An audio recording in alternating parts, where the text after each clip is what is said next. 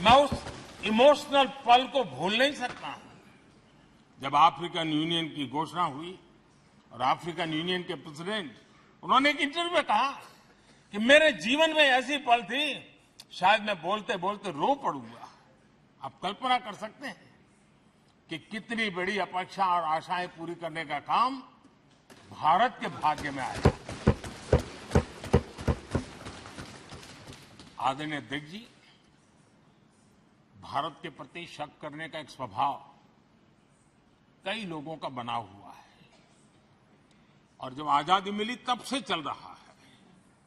इस बार भी यही था, कोई डिक्लेरेशन नहीं होगा, असंभव है। लेकिन ये भारत की ताकत है कि वह भी हुआ और विश्व सर्वसम्मति से एक साझा घोषणा पत्र लेकर के आगे का रोड मैप लेकर के यहां से प्रारंभ हुआ है। और अध्यक्ष जी, आपके नेतृत्व में, क्योंकि भारत की अध्यक्षता नवंबर के आखिरी दिन तक है, इसलिए अभी हमारे पास जो समय है उसका उपयोग हम करने वाले हैं और आपकी अध्यक्षता में दुनिया भर के ये जो G20 के सदस्य हैं, P20 पार्लियामेंट के स्पीकर्स की एक समिट जैसे आपने घोषणा की, सरकार का आपके इस प्रयासों को पूरा समर्थन रहेगा, पूरा सहयोग रहेगा। आदरणीय अध्यक्ष जी, हम सबके लिए गर्व की बात है कि आज भारत विश्व मित्र के रूप में अपनी जगह बना पाया है। पूरा विश्व भारत में अपना मित्र खोज रहा है, पूरा विश्व भारत की मित्रता को अनुभव कर रहा है और उसका मूल कारण है हमारे जो संस्कार है, वेद से विवेकानंद तक जो हमने पाया है। सबका साथ सबका विकास का मंत्र आज विश्व को हमें साथ लाने में जोड़ रहा है। आदरणीय अध्यक्ष जी, ये सदन से विदाई लेना एक बहुत ही भावुक पल है। परिवार भी अगर पुराना घर छोड़कर के नए घर जाता है तो बहुत सारी यादें कुछ पल के लिए उसको झकझोर देती है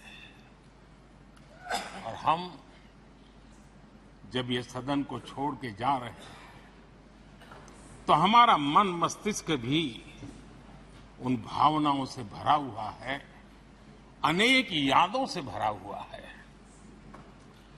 खट्टे मीठे अनुभव भी रहे हैं, नोकझोंक भी रही है, कभी संघर्ष का माहौल भी रहा है और कभी इसी सदन में उत्सव और उमंग का माहौल भी रहा है। ये सारी स्मृतियां हमारे साथ हम सबकी साझी स्मृतियां हैं, ये हम सबकी साझी विरासत है और इसलिए इसका गौरव भी हम सबका साझा है।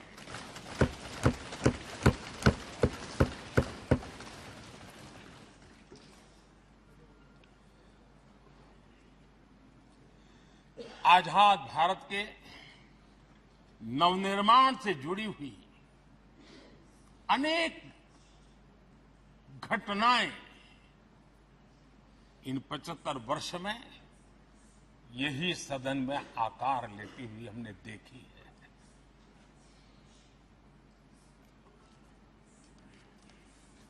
आज हम जब इस सदन को छोड़ करके नए सदन की ओर प्रस्थान करने वाले हैं,